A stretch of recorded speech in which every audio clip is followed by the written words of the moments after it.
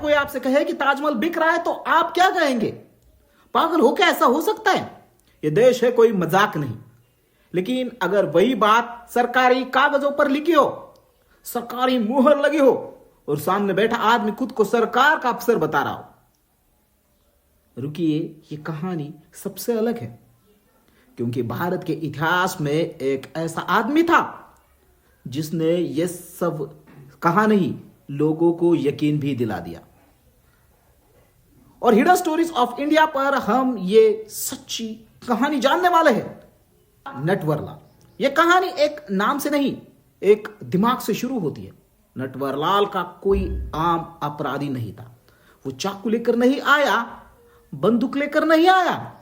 वो आया था कलम, कागज और इंसानी भरोसे के साथ। उसका असली नाम माना जाता है मिथिलेश कुमार श्रीवास्तव। लेकिन रुकिए, यह नाम भी पक्का नहीं है। क्यों?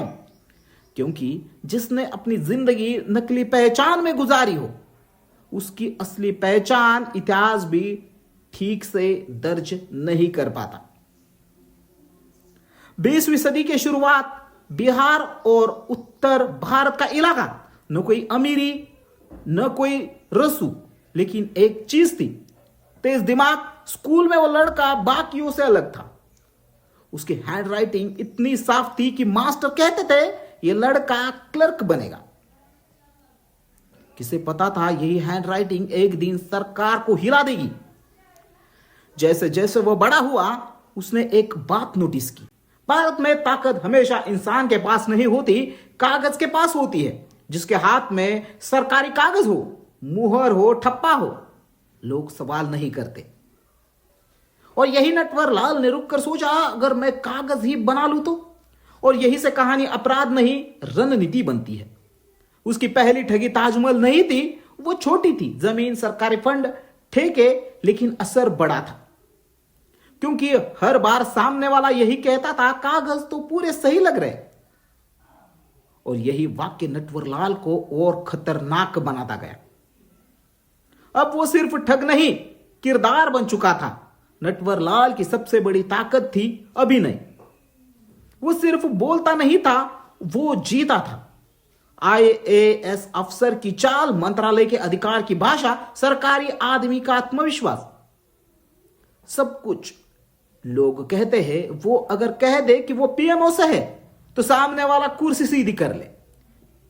और ये कहानी यही से अब शुरू हुई है। अब निशाना बड़ा था, अब छोटे पैसे उसके लिए बेमतलब थे।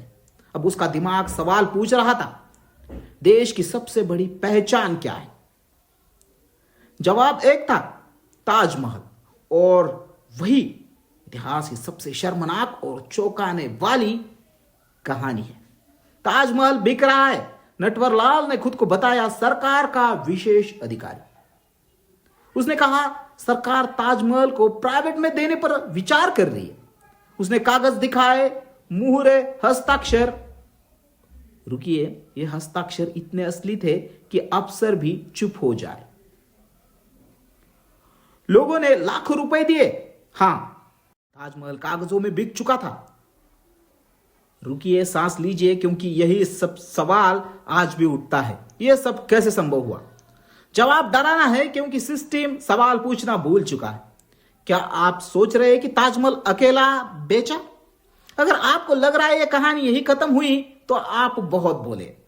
नटवरलाल ने इसके बाद बेच दिया लाल किला, कुतुब मीनार और राष्ट्रपति भवन, कागजों में पूरे आत्मविश्वास के साथ। और लोग मानते चले गए। अब जरा एक बार फिर से सोचिए, इतने बड़े बड़े स्मारक, इतनी बड़ी रकम और इतने लोग ठगे जा चुके थे। अखबारों में खबरें आने लगी, सरकार हरकत में आई। सीबीआई और पुलिस को समझ आ गया कि यह कोई आम ठग नहीं है, यह सिस्टम को समझने वाला दिमाग है। और यही से नटवरलाल भारत का मोस्ट वांटेड ठग बन गया। लेकिन रुकिए, नटवरलाल भाग नहीं रहा था, वो इंतजार कर रहा था। आखिरकार कई सालों की तलाश के बाद नटवरलाल पकड़ा गया। हथकड़ियां लगी, अखबारों में फोटो छपी, लोग बोले अब सब खत्म हो गया। लेकिन नटवरलाल के चेहरे पर डर नहीं था, बल्कि एक अजीब सा सुकून था। क्योंकि वो जानता था जेल उसकी आखिरी जगह नहीं होगी। अदालत में केस चला, एक नहीं दो नहीं, कुल मिलाकर 113 साल की सजा। हाँ, 113 साल। जज ने कहा यह आदमी समाज के भरोसे के लिए खतरा है। पूरा देश सन्न। लोग बोले अब तो ये मरकर ही निकलेगा। लेकिन रुकिए, नटवरलाल मुस्कुरा रहा था। जेल में वो रोया नहीं, गिड़गिड़ाया नहीं। उसने जेल के नियम पढ़े, डॉक्टर से दोस्त की, गार्ड की आदतें समझी और एक बात नोट की, जेल में सबसे कमजोर चीज सुरक्षा नहीं, इंसान होता है। एक दिन खबर आई नटवरलाल जेल से फरार। देश चौंक गया। कोई सुरंग नहीं, कोई दंगा नहीं, बस बीमारी का बहाना। अस्पताल की शिफ्ट और सही वक्त, यही से वो ठग नहीं रहा, वो लीजेंड बन गया। अब आप सोच रहे होंगे एक बार भागा फिर पकड़ा गया होगा। नहीं, नटवरलाल कई बार जेल से भागा, हर बार और ज्यादा चालाकी से। वो बार बार सिस्टम को और ज्यादा शर्मिंदा करने लगा। लोग कहने लगे ये आदमी जेल के लिए नहीं बना। साल बीतते गए, नटवरलाल बूढ़ा हो गया। कागजों में लिखा गया बीमार है, चल नहीं सकता। और फिर एक दिन खबर आई नटवरलाल की मौत हो गई। लेकिन कोई अंतिम संस्कार नहीं देखा, कोई पक्की तस्वीर नहीं, कोई साफ सबूत नहीं। यही से कहानी फिर एक और बार बदली। कुछ लोग अब भी मानते हैं वो मर गया, लेकिन कई लोग कहते हैं जिस आदमी ने ताजमहल बेच दिया वो मौत क्यों नहीं बेच सकता। कुछ रिपोर्ट्स के अनुसार वो मरने से पहले भी जेल से बाहर था। कुछ कहते हैं वो कहीं गुमनामी में चला गया। सच आज भी फाइलों में बंद है। ये कहानी ताजमहल बेचने की नहीं है, ये कहानी है सिस्टम के अंधे भरोसे की, कागज की ताकत की और सवाल न पूछने की आदत की।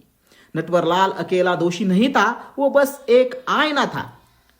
आज हम कागज देखकर सच मान लेते हैं, आज भी हम पद देखकर आदमी पर भरोसा कर लेते हैं। नटवरलाल चला गया या नहीं, यह सवाल आज भी जिंदा है। लेकिन उससे बड़ा सवाल यह है, अगर नटवरलाल आज जिंदा होता तो क्या वो फिर सफल होता? सोचिए, रुकिए और अगली बार सवाल जरूर पूछिए, क्योंकि यही सबसे बड़ी ताकत है। तो दोस्तों, ये था हिडन स्टोरीज ऑफ इंडिया का आज का वीडियो कैसा लगा ये कमेंट करके जरूर बताएं। वीडियो पसंद आया हो तो वीडियो को लाइक करें, कमेंट करें और अपने विचार कमेंट में जरूर बताएं। तो दोस्तों, मिलते हैं ऐसे इतिहास से जुड़े अगले नए इंटरेस्टिंग टॉपिक के साथ। तब तक के लिए जय हिंद, जय भारत।